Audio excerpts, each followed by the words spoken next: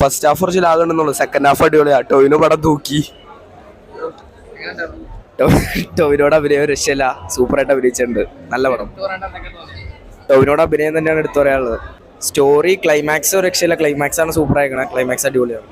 എന്താ പറയുക, ഒരു ഫീലാണ് പടം കാണുമ്പോൾ. നമുക്ക് എന്താ പറയുക, ഒരു ഉള്ളിൽ നിന്ന് നമ്മൾ ചില ജീവിതങ്ങൾ കണ്ട പോലെ ഒരവസ്ഥയാണ്.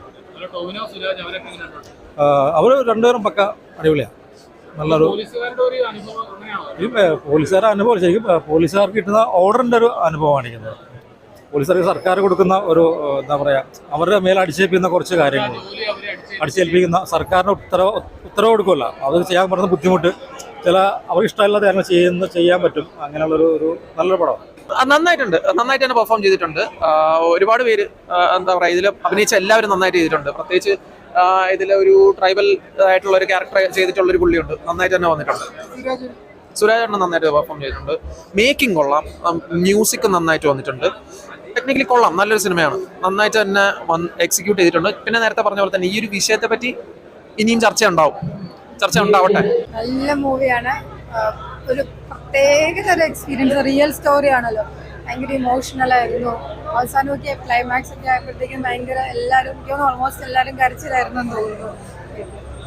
ടോവിനോട് പെർഫോമൻസ് ഒക്കെ നമ്മളെ ശരിക്കും കരയിപ്പിക്കും. അപ്പൊ ഇതൊരു ചോദ്യമാണ്, കേരള സമൂഹത്തിനോടും കേരളത്തിലെ ജനങ്ങളോടുമുള്ള ഒരു ചോദ്യം കൂടെയാണ് സിനിമ മുന്നോട്ട് വെക്കുന്നതെന്ന് എനിക്ക് തോന്നിയിട്ടുള്ളത്. എല്ലാവർക്കും നീതി കിട്ടിയോ? എല്ലാവർക്കും നീതി കിട്ടിയോ? അപ്പോൾ ഓക്കെ, താങ്ക് യു. സിനിമ നരിവേട്ട് കണ്ട് ഇറങ്ങിയതാണ്. വളരെ തീവ്രമായൊരു ശ്രമമാണ് ഈ സിനിമ. മനസ്സിലായി, സാധാരണ ആളെ രസിപ്പിക്കാൻ വേണ്ടിയുള്ളൊരു സിനിമയല്ല ഇത്. നമ്മുടെ മനസ്സിലേക്ക് ചരിത്രത്തെ ഓർമ്മിപ്പിക്കുകയാണ്.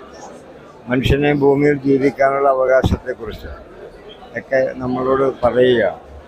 അറിയപ്പെട്ടവരും അറിയപ്പെടാത്തവരുമായ ആളുകളെക്കുറിച്ചൊക്കെ പറയുമ്പോഴേ അങ്ങനെ സമീപിക്കാൻ ധൈര്യം കാണിക്കുക എന്ന് പറഞ്ഞാൽ തന്നെ വലിയ കാര്യമാണ്. ഒരുപാട് പേര് മറന്ന കഥയായിരിക്കും ചിലപ്പോൾ.